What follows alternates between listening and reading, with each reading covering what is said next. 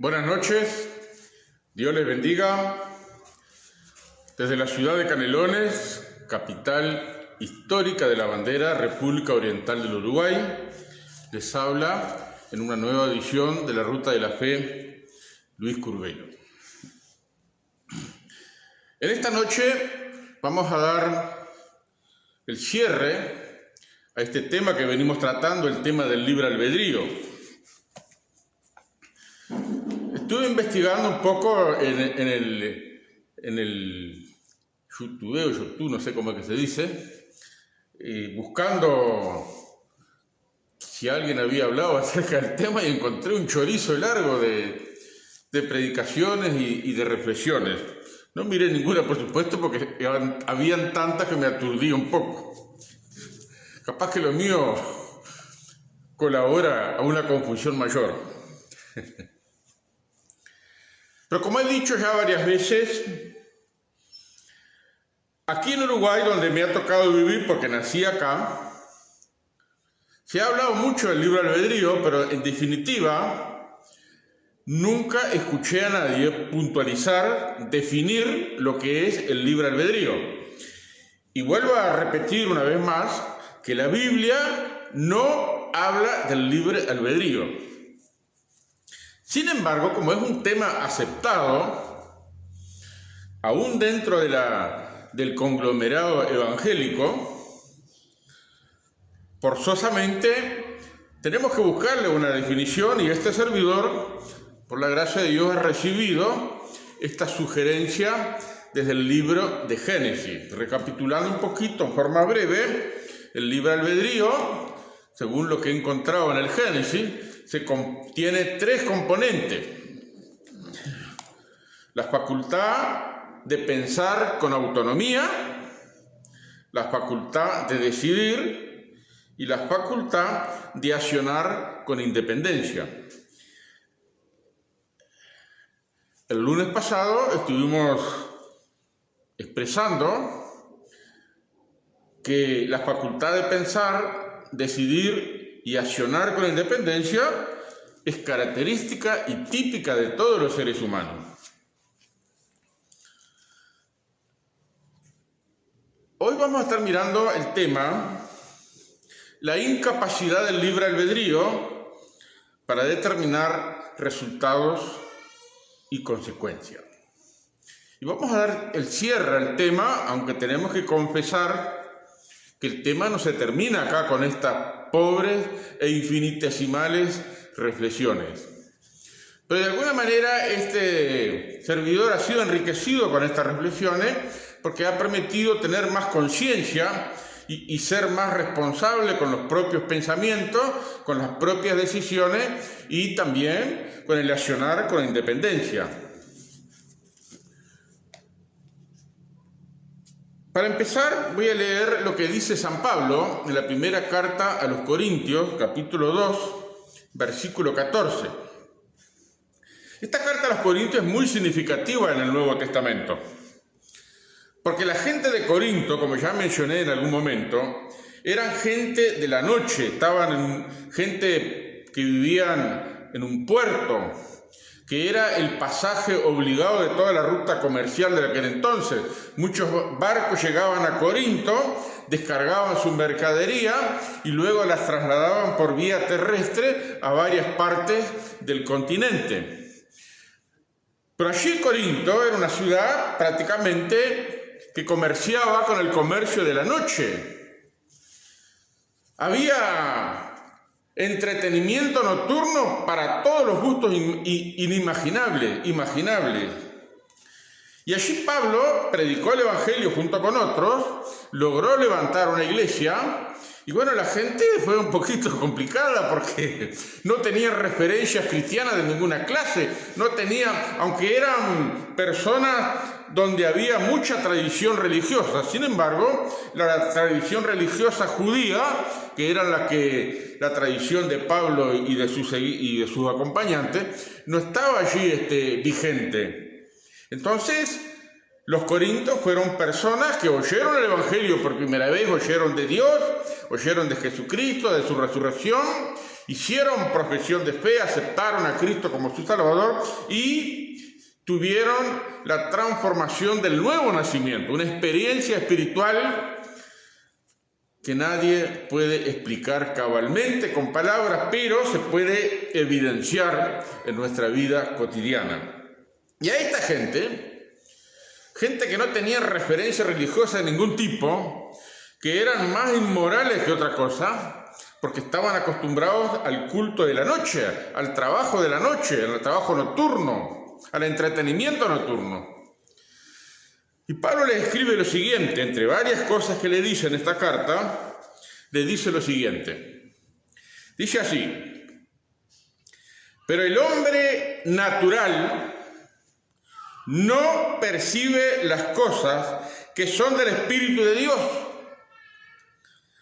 porque para él, para el hombre natural, son locura y no las puede entender, porque se han de discernir espiritualmente. El hombre, el ser humano, el hombre, la mujer, en su condición natural, tal como nacen al mundo, está incapacitado para percibir las cosas que pertenecen al Espíritu de Dios. Y cuando uno las escucha, cuando uno escucha, por ejemplo, el mensaje del Evangelio que nos habla de que Dios nos ama, de que Cristo murió por nuestros pecados, resucitó, y si nosotros le recibimos, experimentamos la salvación, es una cosa que muchísima gente acá en Uruguay, incluso a mí me han dicho, están locos de remate. Mirá si va a ser así. No pueden entender, estamos incapacitados, tal como venimos al mundo, nuestra condición natural, estamos incapacitados para comprender las cosas del Espíritu de Dios. Porque para entender las cosas del Espíritu de Dios, forzosamente tenemos que nacer de nuevo, experimentar el nuevo nacimiento. Y el libre albedrío, a pesar de que nosotros tenemos la facultad de pensar, de decidir y de actuar con independencia, no nos ayuda a tener fe, no nos ayuda a ver cómo puedo decir en un lenguaje sencillo, no nos ayuda a encontrar la punta del hilo. Porque el mensaje del Evangelio, la relación personal con Dios, el tener un encuentro con Dios, es una experiencia espiritual que depende de dos cosas, de la fe y del nuevo nacimiento. Ya dijimos el lunes pasado que aquí en Uruguay la persona que tiene fe es peor que un asesino. Es mala leche, como dicen normalmente.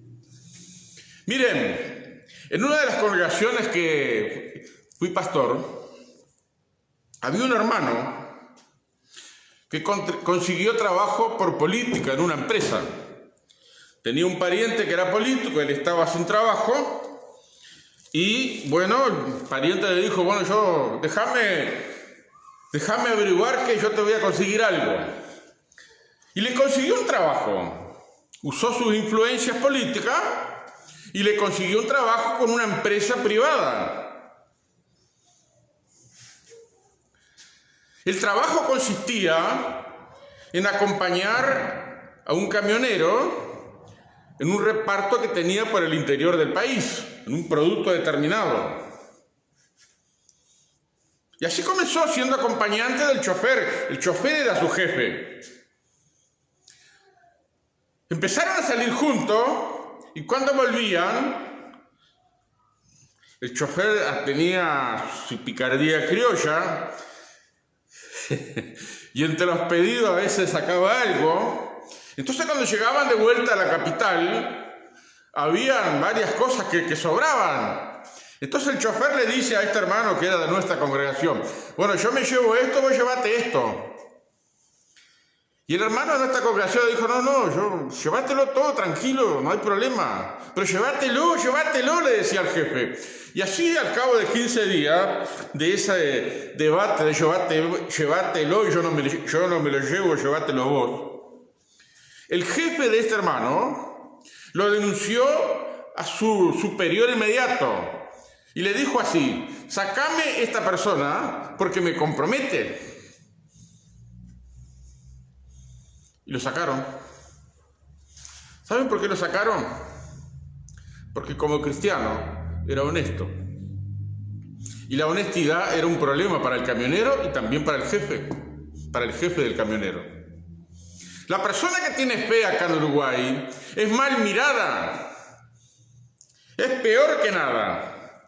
Pero eso sucede porque a pesar de tener libre albedrío, estamos incapacitados para entender las cosas que son del Espíritu de Dios. Y para lograr entender las cosas, Pablo dice que las cosas que son del Espíritu de Dios se han de discernir espiritualmente. Es decir, que esa parte de nuestro ser, somos cuerpo, alma y espíritu. El cuerpo nos permite palpar las realidades físicas. El alma nos permite palpar las realidades emocionales y concernientes a la moral. Pero el espíritu es el que nos conecta con el Espíritu de Dios. Y si nuestro espíritu está muerto, Pablo dice en otra parte, en una carta, que estábamos muertos en nuestros delitos y pecados. Estábamos vivos, pero hay algo que estaba muerto en nosotros, que era nuestra vida espiritual, la que nos conecta con Dios. Cuando nacemos de nuevo, el Espíritu de Dios hace nacer esa nueva vida que nos empieza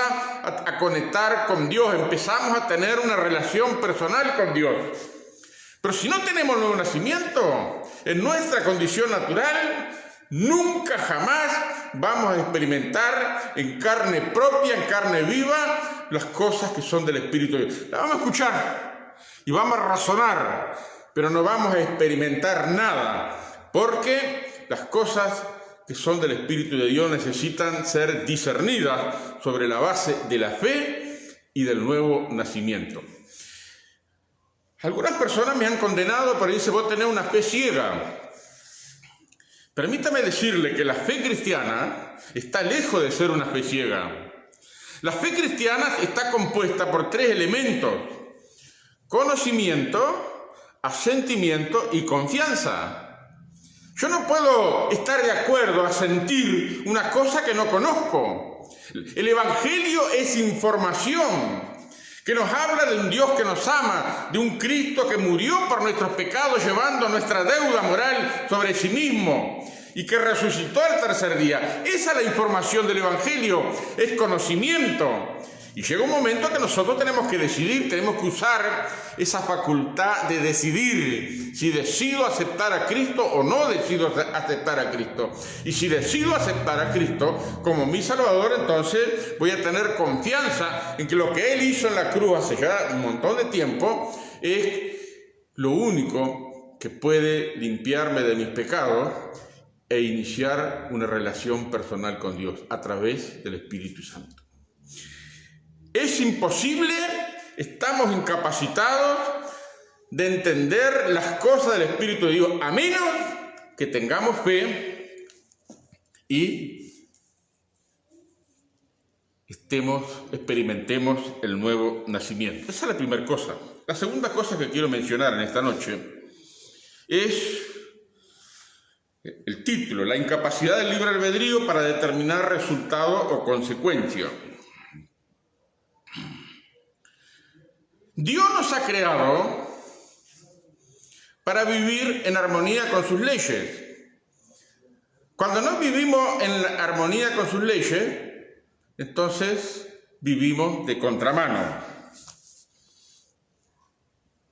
Podemos hacer una pregunta, aunque no estemos de acuerdo con esta declaración que hice hace un rato y que mencioné, que Dios nos creó para vivir en armonía con sus leyes, y si no vivimos de acuerdo a sus leyes, vivimos de contramano. Podemos hacernos una pregunta: ¿existe en el universo un concepto de lo que es y no es la vida?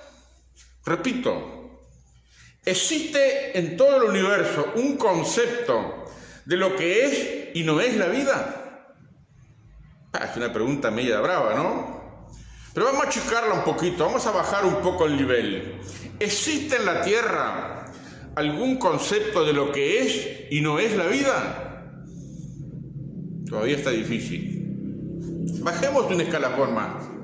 Apliquémonos al entorno de nuestras realidades cotidianas inmediatas.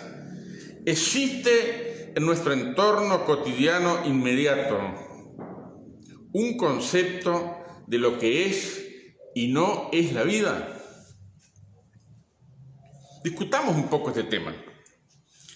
Hace cosa de 2 o 3 años aquí en nuestro país se debatió fuertemente el tema de la ley Trump. Los evangélicos tuvimos una postura no favorable en cuanto a esto. Pero los trans, la población trans, los ciudadanos trans, tenemos que decir ciudadanos porque son ciudadanos, tienen un estilo diferente de vida al nuestro, pero son ciudadanos de la República Oriental del Uruguay, se merecen todo el honor y respeto. Los ciudadanos trans,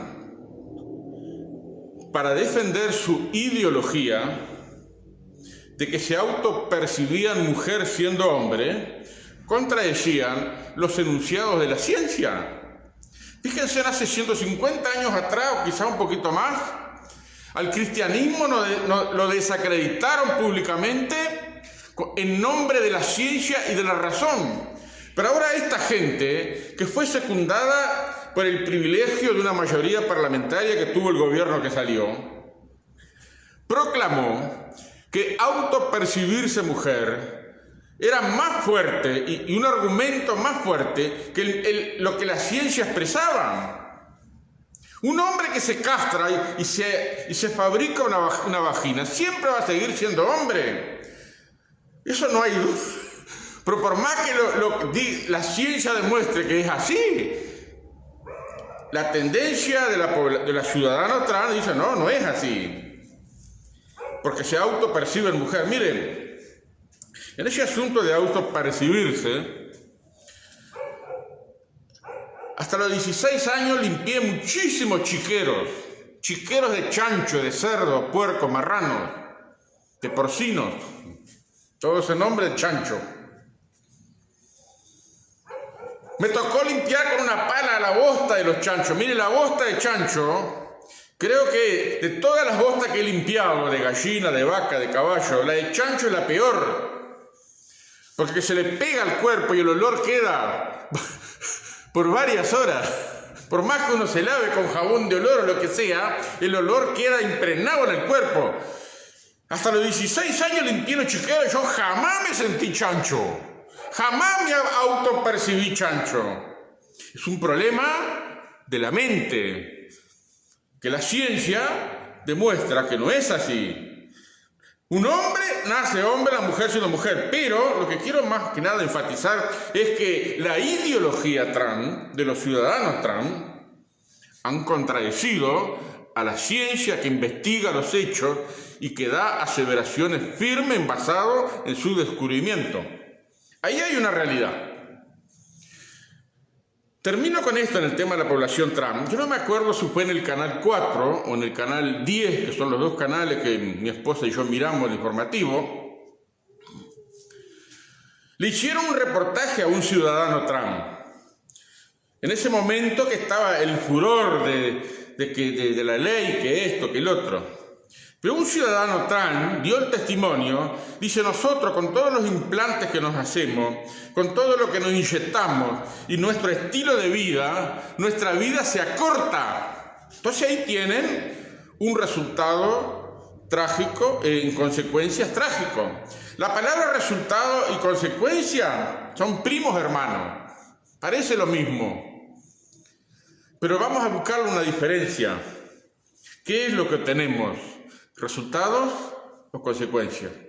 Y esta persona, este ciudadano trans que salió en canal 4 o canal 10, no recuerdo exactamente ahora, él expresó con claridad que su estilo de vida, el estilo de vida de su elección, les acorta la vida. Ahí hay un resultado con consecuencias fatales. Otro ejemplo. 2 partes de hidrógeno y una parte de oxígeno es agua. Lo tomo un poco. 2 partes de hidrógeno y una parte de oxígeno es agua. Yo puedo rebelarme contra esa fórmula, Puedo llevarle la contra, puedo contradecirla, puedo desobedecerla, puedo hacer toda una campaña hasta levantar una elección en el país para demostrar en forma de ley que 2 partes de hidrógeno y 1 parte de oxígeno nunca pueden ser agua.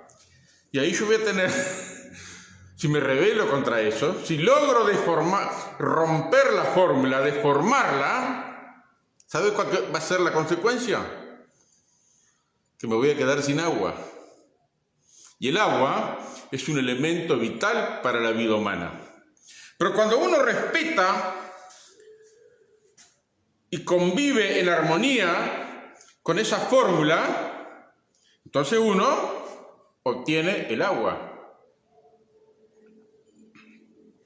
El ser humano no inventó la fórmula. La fórmula ya estaba. La Biblia nos cuenta que antes de crear al ser humano, el mundo estaba rodeado de agua, así que el agua ya existía de antes de la creación humana. El agua ya existía en la composición de 2 partes de hidrógeno y 1 parte de oxígeno. El ser humano solamente la ha disfrutado, como disfrutamos todos, el agua. Qué lindo es el agua cuando uno está sucio, ¿verdad? Qué necesario. Pero si nos rebelamos contra eso, lo único que vamos a lograr, una consecuencia fatal. No vamos a tener agua. Otro ejemplo. La aviación depende exclusivamente de la obediencia a las leyes de la aerodinámica. La pericia para volar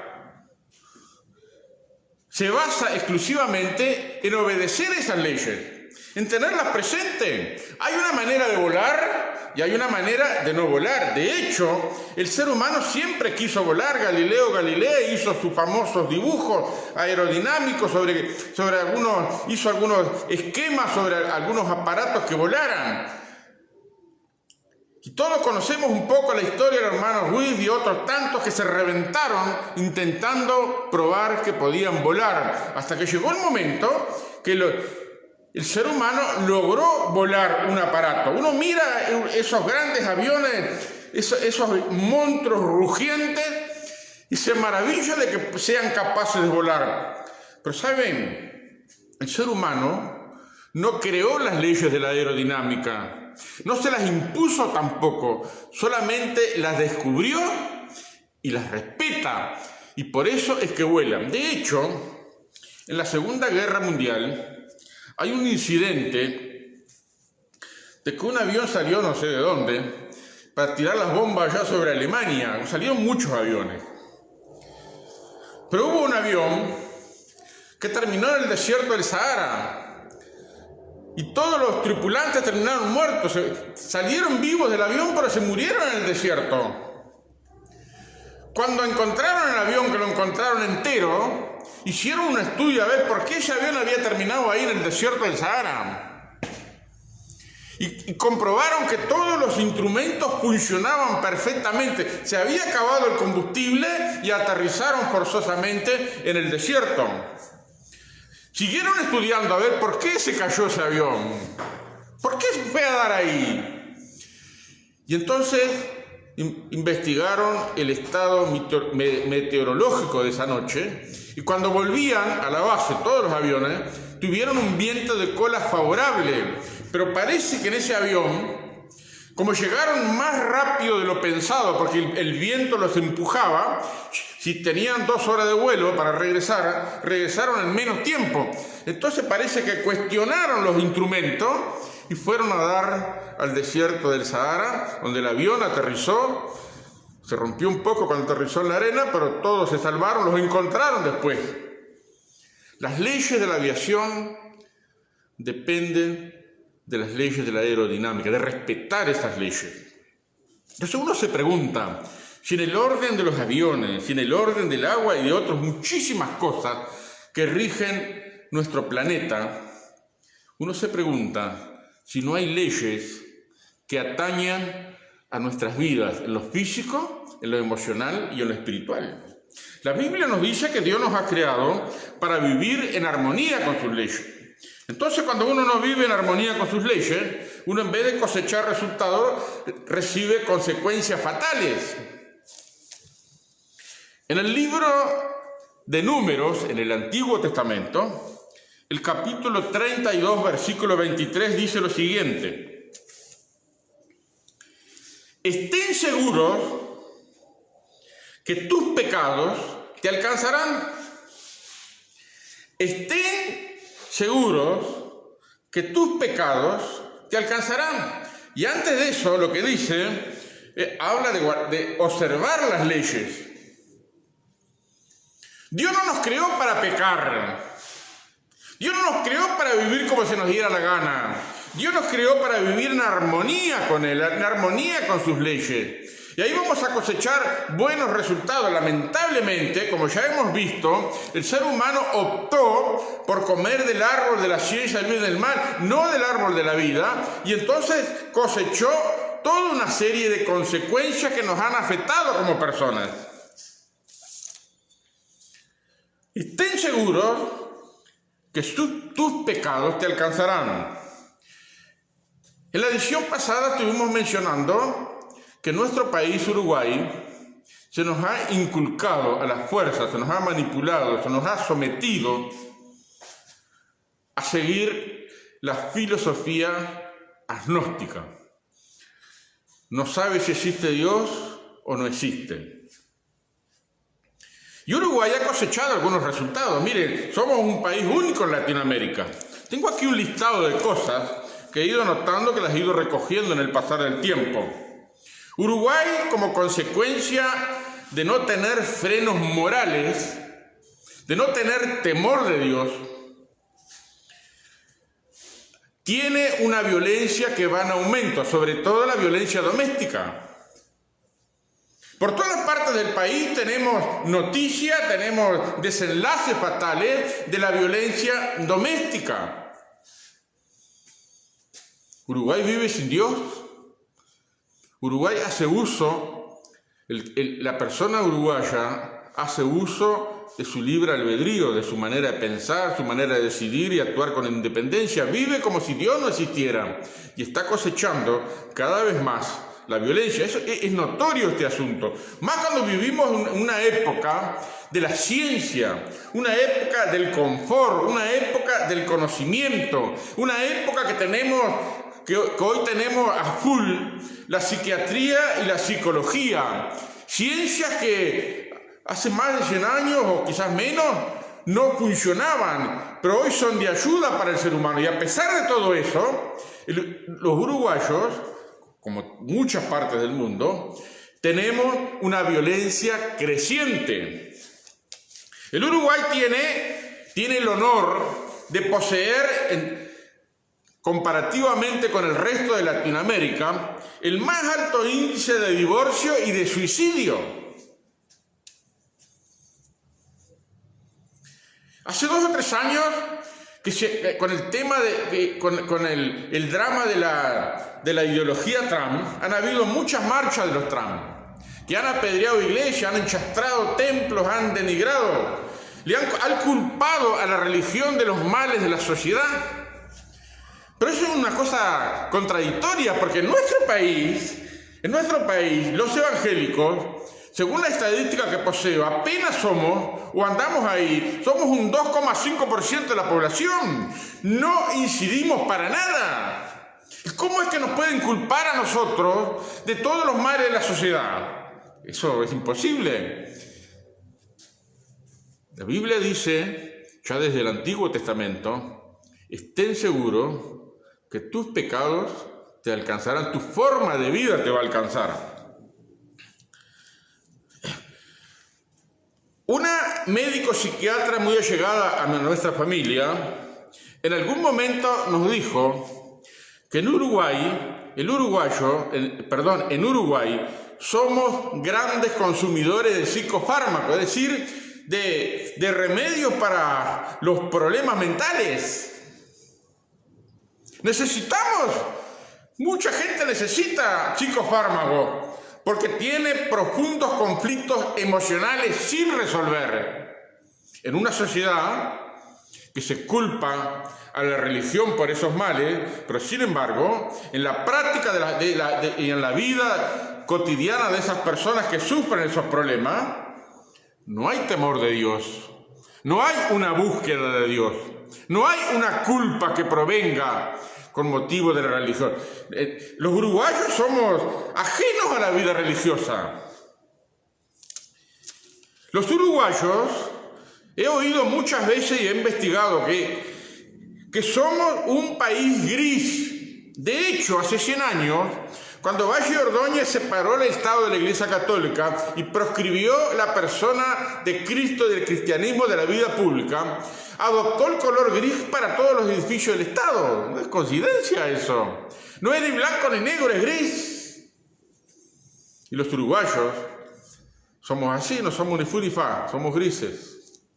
La mayoría de los uruguayos.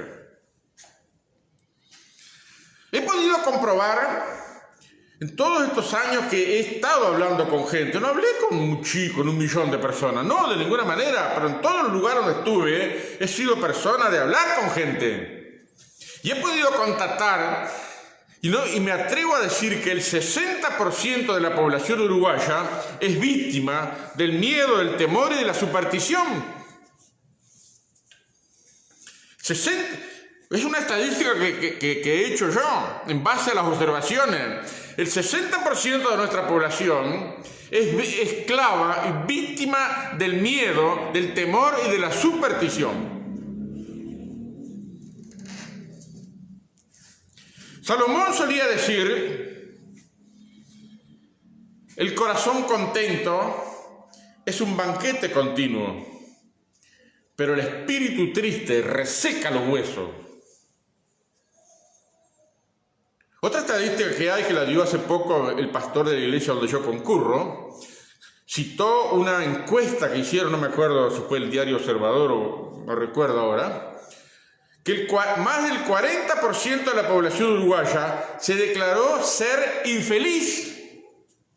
Una sociedad que no tiene temor de Dios, una sociedad que no sabe si Dios existe, una sociedad que no sabe si Dios no existe, una sociedad que está ajena a toda la vida de Dios, a toda la vida de fe, tiene como consecuencia fatal estas cosas y otras que yo ignoro. Otro de los grandes dramas que tenemos los uruguayos, ¿quién soy? ¿Qué hago aquí? ¿A dónde voy? ¿Cuál es el propósito por el cual yo estoy aquí, con el cual vivo mi vida? Son grandes interrogantes. ¿Sabe? Tengo una hija que es médico psiquiatra. Concurrió al Radisson, una conferencia donde vino un máster de Estados Unidos, un máster en psiquiatría, una cosa de un psiquiatra de alto rango. Y entre todo el estudiantado que estaba allí, había una gran audiencia, le hicieron la pregunta a ese máster, él estaba tratando el tema de las adicciones a las drogas. Le preguntaron si la religión tenía alguna incidencia en la persona drogadicta. Entonces le dijo, mire, cuando termine esta conferencia, yo voy a contestar esa pregunta.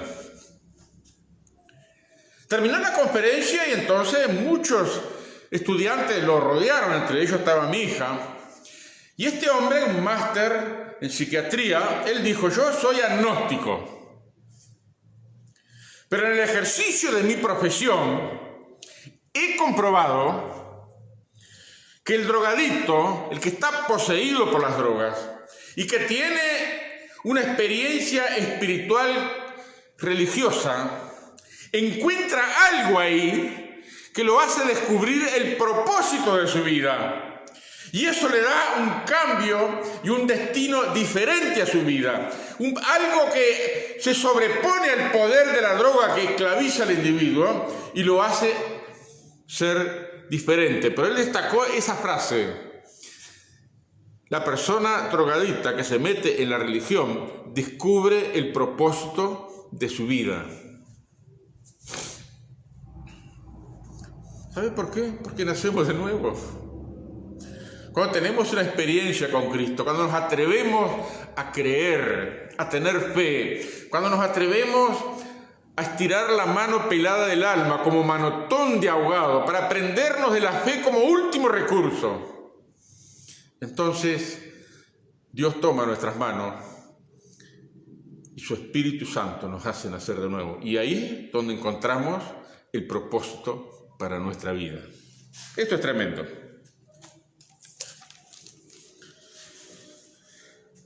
Estén seguros que tus pecados te alcanzarán. El pecado o nuestro estilo de vida, si nos gusta más así, porque para que no seamos tan así, ¿no?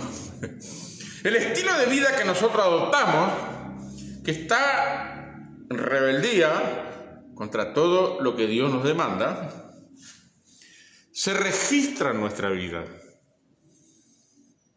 nos moldea, nos perfila a ser de una manera. Y al registrarse en nuestra vida, inexorablemente va a ocasionar el deterioro, porque nosotros no fuimos hechos por Dios para vivir en desarmonía con sus leyes. Cuando vivimos en desarmonía con sus leyes, entonces vamos de contramano y rebota nuestra salud, rebota nuestro estado emocional y también rebota nuestra vida espiritual, porque quedamos como desterrados de la presencia de Dios. Al registrarse nuestro estilo de vida en nuestra vida, entonces se genera una corrupción. Llegamos al punto que a lo bueno llamamos malo y a lo malo llamamos bueno. Así como conté de este miembro de nuestra iglesia que trabajó en una empresa y lo terminaron echando al cabo de 15 días porque él, siendo honesto, estorbaba con su honestidad, molestaba, porque el chofer era corrupto. Él manoteaba en la cantidad de productos que entregaba, siempre manoteaba algo, se lo llevaba para su casa. El jefe era cómplice. Y como el hermano de nuestra iglesia no quiso ser cómplice por causa de su conciencia, por causa de sus convicciones, sufrió entonces que lo echaran. Esa es la norma que rige aquí en nuestro país. Acá, como dije, el que tiene fe es malo y el que roba es bueno. Las enfermedades psicosomáticas están a la orden del día en nuestro país. Si hay algo que he experimentado, y con esto voy a terminar, he estado observando en los últimos 15 años a los adultos mayores. Me he detenido cuando voy por las plazas a mirar a los adultos mayores que están sentados en los bancos de la plaza, repasando sus recuerdos, hablando de las glorias de Uruguay de los años 50, hablando siempre de hechos pasados. Con muchos adultos mayores que he hablado, que ya se encuentran en un momento de sus vidas que sus fuerzas han menguado y están incapacitados físicamente para hacer lo que hacían normalmente. Esa persona, que muchas veces pasan sentados o caminan muy despacito, tienen mucho tiempo para pensar. ¿Sabe qué es lo lamentable? Lo que he podido constatar, el tormento de estas personas es que se examinan a sí mismos y se dan cuenta de todas las cosas que dejaron por el camino. Acariciaron ambiciones, se dejaron llevar por algunos enfoques, le dieron prioridad a algunas cosas en la vida, dejaron otras por el camino, pero cuando llegó ese momento de la vida del adulto mayor, que ya no podemos movernos con facilidad, que ya no nos podemos divertir como nos gustaba divertirnos cuando éramos jóvenes, ya después que quemamos toda la pólvora, entonces llegamos al momento que encontramos que nuestros pensamientos nos lastiman por dentro, son un tormento. El pensamiento de las cosas que debíamos haber hecho y que no hicimos. Eso es una cosa lamentable. Jesús dijo, con esto voy a terminar, no solo de pan vivirá el hombre, sino de toda palabra que sale de la boca de Dios. Este es un libro escrito por los hombres, ¿cierto?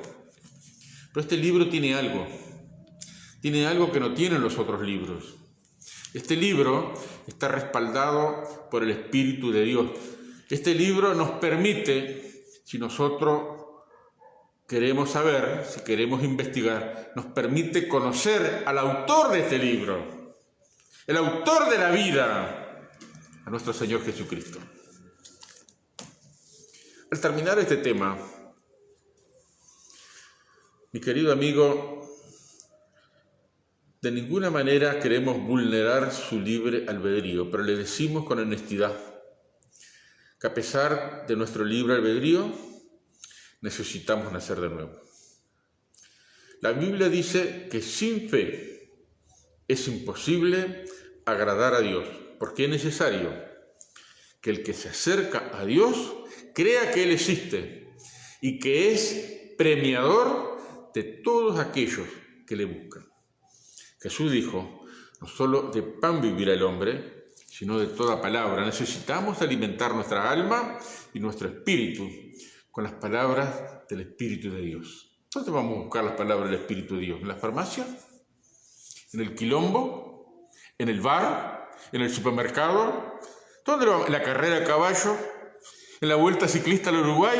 ¿En un partido de fútbol? La industria de entretenimiento es enorme en nuestro país. Es tremenda. Hay para todos los gustos. Pero ¿de qué nos aprovecha? Estar entretenido mentalmente en la industria del entretenimiento si al final perdemos nuestra alma y lo que es peor, nos perdemos a nosotros mismos, perdemos el rumbo de la vida. El apóstol Juan dijo, la luz vino al mundo, Jesucristo, pero las personas amaron más las tinieblas que la luz porque sus obras eran malas. Cuando no vivimos en armonía con las leyes de Dios, estamos de contramano, cosechamos el resultado de nuestras elecciones. Mi querido amigo, gracias por acompañarnos en esta serie que hoy culminamos. Deseamos desde lo hondo de nuestro corazón que Dios te visite, porque si Dios te visita vas a nacer de nuevo, vas a experimentar el poder de Dios que va a transformar y a darle un giro a tu vida insospechado, que tú no te imaginas. Eso no lo vas a hacer vos con tu mente, es el Espíritu de Dios. Y entonces tu alma va a ser prosperada. Que Dios te bendiga. Nos vemos el próximo viernes con una nueva edición de la Ruta de la Fe. Hasta pronto y muchas gracias por acompañarnos hasta aquí.